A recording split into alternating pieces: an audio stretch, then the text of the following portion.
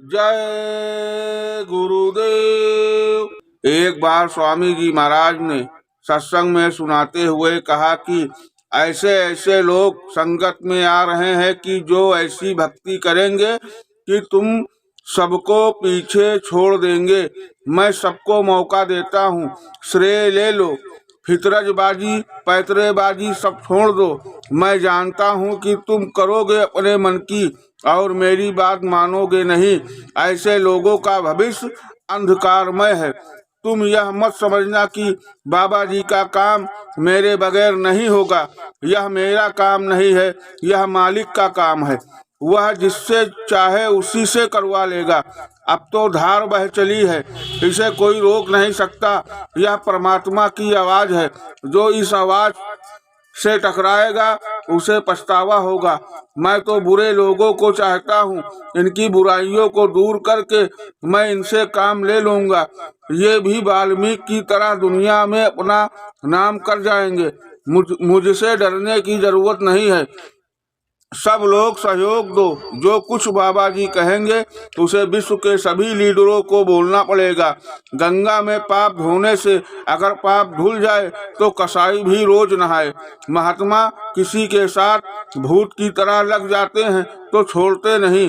काम तो मेरा सब हो चुका है, मैं तो समय की इंतजारी कर रहा हूँ। धर्म की स्थापना होनी है। जितना भी लोग चिल्ला लें, दुनिया के लोग जितना जोड़ तोड़ बैठा लें, धर्म की स्थापना संभावी है। मेरा काम सुनाने का है, मानना ना मानना आपका काम। देवताओं ने कह दिया कि आप सुना दीजिए, जो नहीं मानेंगे उनको हम देख लेंगे। मान लेंगे तो आपका भला है, नहीं तो फिर आप जाने और वो जाने। थोड़े समय और इंतजार करिए। सतयुग आने की तारीख की घोषणा मैं कुछ समय पहले कर दूंगा।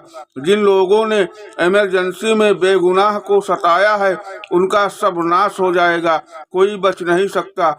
जनता उनको सबक सिखा देगी। ग्रामवासियों, तुम ऐसे जुल्मियों, अत्याचारियों और उनके सहयोगियों का, जिन लोगों ने इमरजेंसी में अनुयायियों का साथ दिया, उनका नामे पता हुलिया आदि सब नोट करके रखना। वक्त आने पर देखना कि उन्हें क्या सजा मिलती है।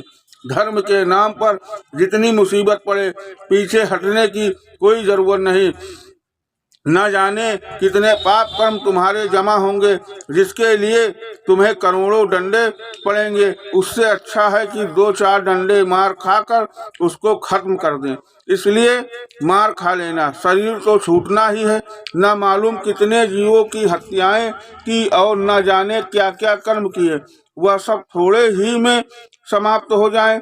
यही समझ लो कि बाबा जी ने इसलिए बेड़ी पहनी थी कि बहुत बेड़ियां कट जाएं।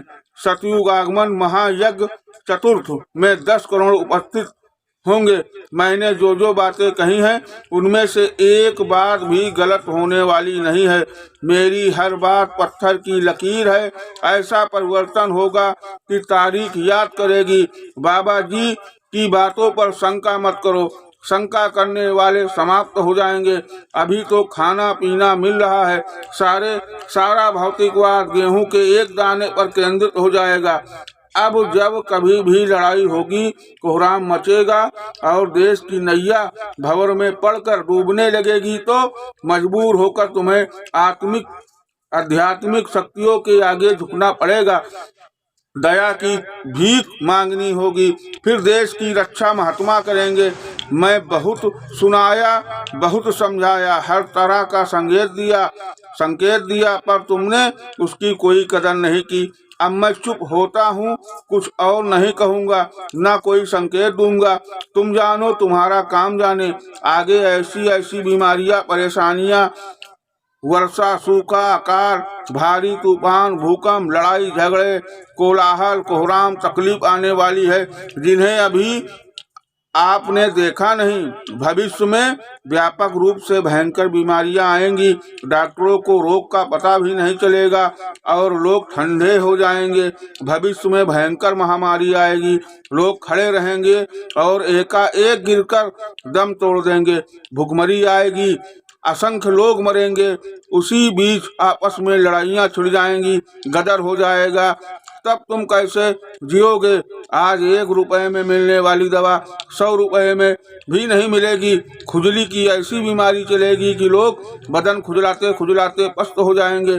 सूखा पड़ेगा, पानी न बरसने से बिजली मशीनें ट्यूबवेल बंद हो जाएंगे, पानी की कमी होगी, जनरेटर फेल हो जाएंगे, पेट्रोल डीजल नहीं मिलेगा, अन्न की कमी के कारण करोड़ों मौतें होंगी। जब से भारत में मलेच्छ राज शुरू हुआ तभी से भारत में अकाल का नगाड़ा बजने लगा। जब अन्न का दाना नहीं मिलेगा तो 3 मिनट में भगवान याद आएगा, तुम्हारी वक्त ठिकाने आ जाएगी, तुम्हारी अक्ल ठिकाने आ जाएगी। कुदरत का एक ही डंडा तुम्हारे लिए काफी है। यदि लोगों को होश न आ जाए तो मुझसे कहना, आगे समय इतना खराब आ रहा है जिसकी बात तुम्हारी खोपड़ी में नहीं आ सकती। अन्न का दाना जब नहीं मिलेगा तो लोग कंकड़ के दांतों से चबाएंगे, कंकड़ को दांतों से चबाएंगे। इसलिए अभी से चेत जाओ, मांस, मछली, अंडा, शराब, रिश्वत, अनैतिक कार्यों को तुरंत छोड़ दो और धर्म, दया, प्रेम, सेवा को अपना लो, वरना मारे जाओगे। फिर तुम्हें कोई नहीं बचा सकेगा। अभी भूकंप के ऐसे धक्के लगेंगे कि तुम गेंद की तरह सैकड़ों फीट ऊपर उछाल दिए जाओगे। पेट्रोल की कमी से मोटरें भविष्य में लाइन में सड़कों के किनारे खड़ी दिखाई देंगी। एक दिन जल्द आ रहा है जबकि पूंजीपति राजाओं की तरह खत्म होंगे और धन दुर्व्यवहार से कमाया हुआ धन सब खत्म हो जाएगा। कर्म के अनुसार सभी प्राणियों को घोर कष्ट उठाना होगा। रुपया देने पर भी अन्न बिल्कुल नहीं मिलेगा। बीमारी भयंकर रूप से उठेगी, भूचाल आएगा, लड़ाई झगड़े होंगे, समिष्ट रूप से एक बड़ा विद्रोह हो जाएगा। पता नहीं कितने आदमी रहेंगे और कितने खत्म हो जाएंगे। यहाँ तक होगा कि बहुत से मुल्क खत्म होंगे जैसे थे ही नहीं। यह क्यों होगा? क्योंकि पाप भयंकर रूप से बढ़ गया है। आगे दुनिया में एक वक्त आ रहा है कि सभी मुस्लिम राष्ट्रों में आपस में बहुत बड़ा संघर्ष हो जाएगा और मुसलमानों की आबादी दुनिया में नहीं के बराबर हो जाएगी। विश्व में बड़ी बड़ी हलचल मचेगी। पहला नरसंहार पूरब में होगा, दूसरा पश्चिम में होगा, फिर उसके बाद उत्तर में होगा और फिर दक्षिण में होगा। इसके बाद चारों तरफ नरसंहार शुरू हो जाएगा। इसे कोई रोक नहीं सकता। समुद्री तूफानों के आने से बहुत से छोटे छोटे शहर गांव नष्ट हो जाएंगे और बहुत से छोटे छोटे नए टापुओं का उदय होगा जिस पर आर्थिक और शक्तिशाली लोगों का अधिकार होगा। अपने अपने अनैतिक कर्मों को छोड़कर सद्मार्ग को अपना ले। जय गुरुदेव।